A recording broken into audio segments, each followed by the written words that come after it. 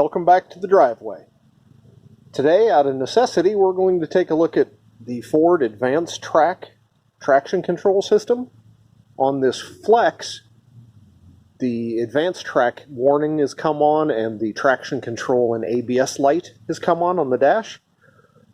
When you go to stop at very low speed, when you very first start out, you can feel the traction control pulse as you come to a stop. Once you get rolling, probably 30 miles an hour or so, it actually shuts the traction control off and then that behavior goes away. Before it shuts it off, that ABS, you can feel it and hear it pulsing as you come to a stop, and the pulse tends to be with wheel speed. So the slower you're moving, the slower the pulsing goes. And so because of that, I suspect it has something to do with the wheel speed. So I'm guessing that it's a wheel speed sensor. I don't have any specific way of checking. The ABS system does not give us a code that tells us exactly what's wrong. So I'm guessing it's a wheel speed sensor. We're going to get in here and take a look and probably just swap them out. I bought a couple of new ones. They're not terribly expensive. So we'll go in, swap the driver's side first and see if that takes care of the problem.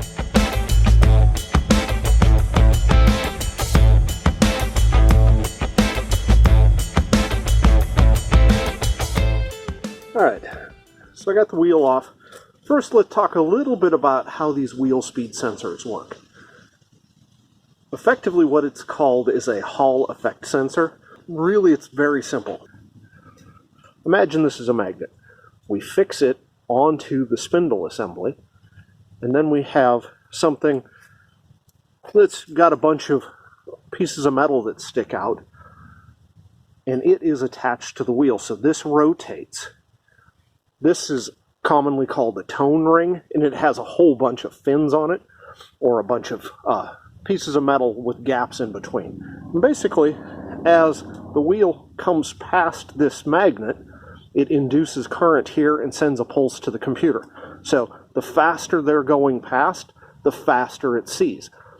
If you know how many of these there are in a full 360, and you know this, you know how fast it's rotating. So you can get the wheel speed sensor. What the computer does is it compares this speed to the speed on the other side to the speed on the rear.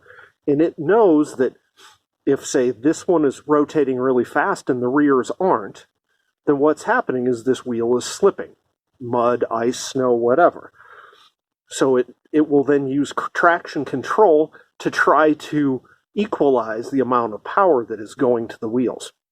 Similarly, for the ABS, if it sees this one is not turning, but it sees that the rear tires are still turning, then it knows that these are locked up.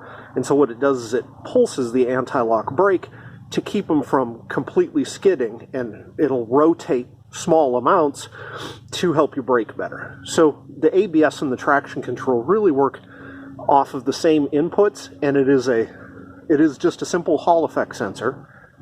And on this one, we can come in here, look. It's this guy right here. So we've got this wire that comes up and goes, who knows where it goes. It just boils down to, we take this bolt out, and then it should slide straight out. There's oftentimes brake dust and things like that that can make them really difficult to pull out. We're going to hope that this one works really well. And we're also going to hope that it's a problem with this and not the tone ring. If the tone ring has a problem in it, like it's got a broken tooth or something like that, one of those fins that's missing on it, then you have to take the whole assembly apart. Usually the tone ring is attached to the constant velocity drive shaft. The behavior on this makes me think that it is not the tone ring. It is sensing something, because I can feel it, pulsing, though maybe it's bad on one side and not the other. Hard to say. We're going to take this sensor off on both sides and swap them and see if that fixes the problem first. Well, it's not at all obvious where it goes. It comes up underneath this. I apologize for all the noise.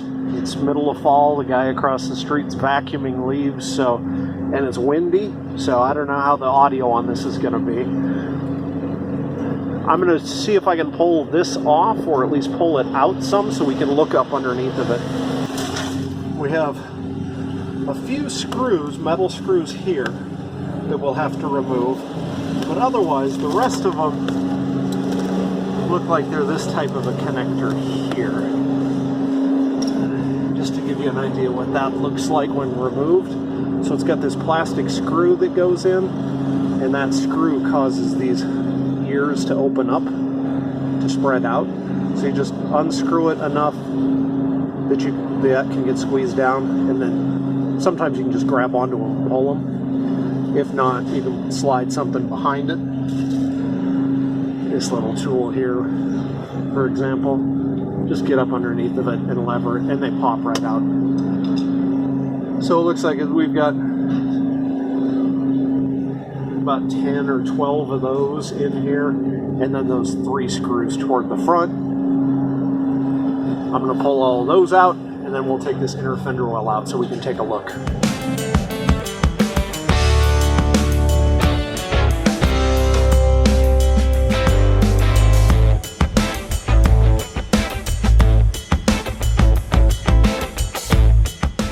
Try a pick. So a small screwdriver, pick, something like that. You got to get between the head of the insert and the washer. Pull it out at least a little bit. So now I have all of the fasteners for this fender well pulled.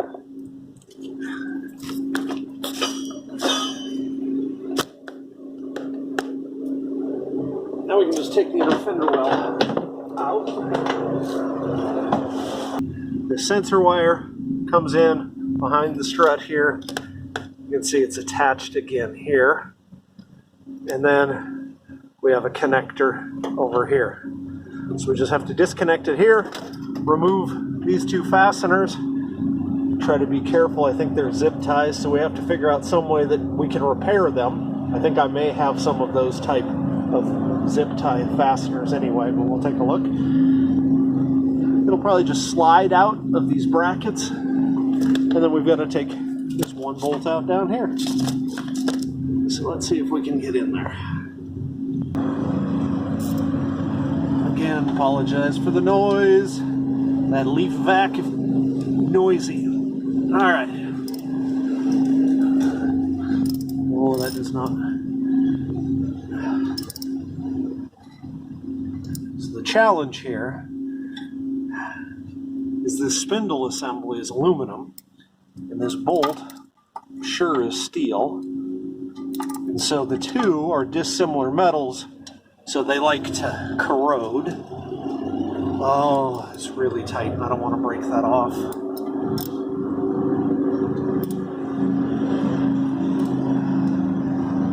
So I'm going back and forward to try to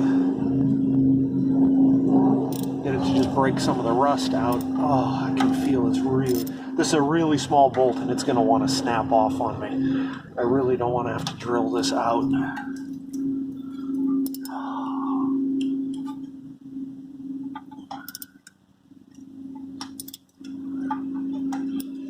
Oh, this is just not.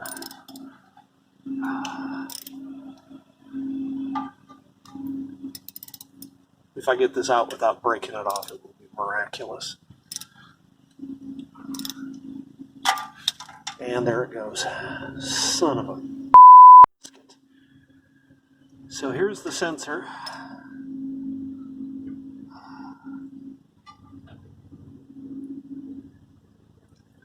I have no way of knowing if it's bad or not, but I'm just going to replace it. The bigger problem now is I've got to get that bolt out of this aluminum casting. Thank you, Ford. Thank you. So this is what happens when you have an aluminum housing and then you're putting steel into it. After not a whole lot of time, you get a little bit of moisture or anything in there, and the dissimilar metals causes corrosion. And it basically corroded in there, wouldn't come out. Since this is a really small bolt, it just snapped right off. These, it's just kind of wedged into this little fork, so just wiggle it back and forth here.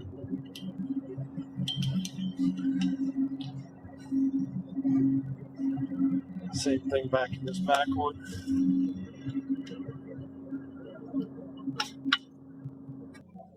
Alright, so here's the sensor that I removed. Here's my replacement part.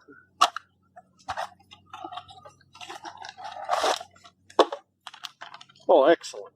This has the fasteners already attached to it, so I don't need those. We'll take it all the way out.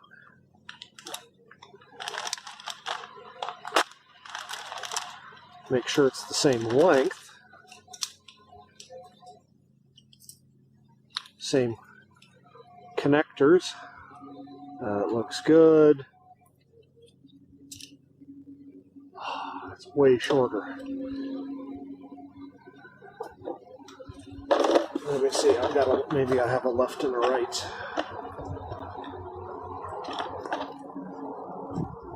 No, they're both the same part number. While we're here, we're going to at least drill out this bolt. Get that ready to go back in with the new sensor. And we'll have to order the part, get that sensor in with the right length wire. So, looks like this is not going to be moving until I get that new part in. Okay, so I ordered another sensor. The important part here, it turns out, is not just length. They also need to have the same connector. There's a square connector like this, and then there's also one that has a round connector. It's whether or not you have parking assist. This is with parking assist. We'll check.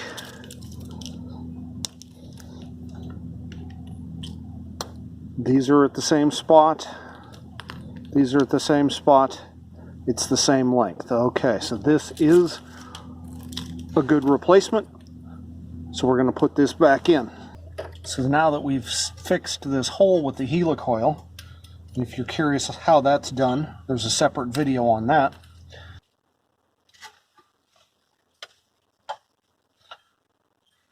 This sensor has slight ridges here. You can see. So it doesn't slide all the way down in real easily. We go down to about there. Got our bolt.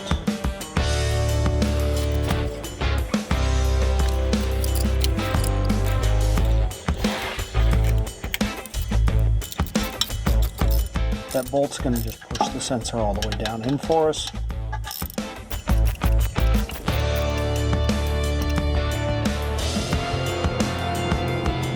One of the nice things here is, now that we've put a helicoil in, the threads in the spindle are no longer aluminum, but they are steel, and then we ran a steel bolt into it. So this will be much easier to take out if it ever has to come out again.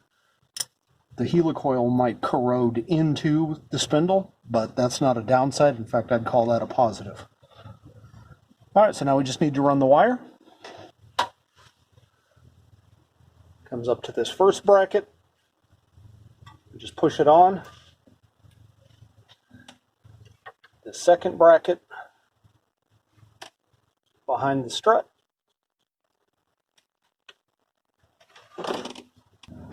Nicely, this cable comes with these connectors. So we just push them into these holes.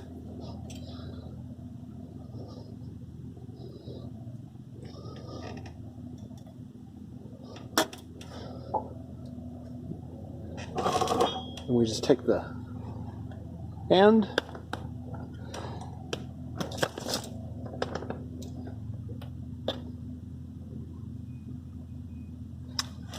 then we just take the connector,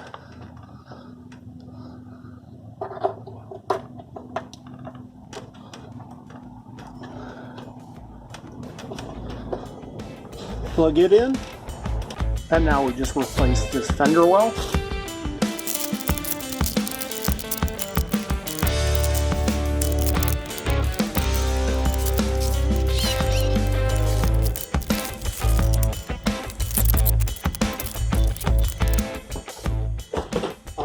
That's back together. Now we'll just put the wheel back on, and this job will be complete.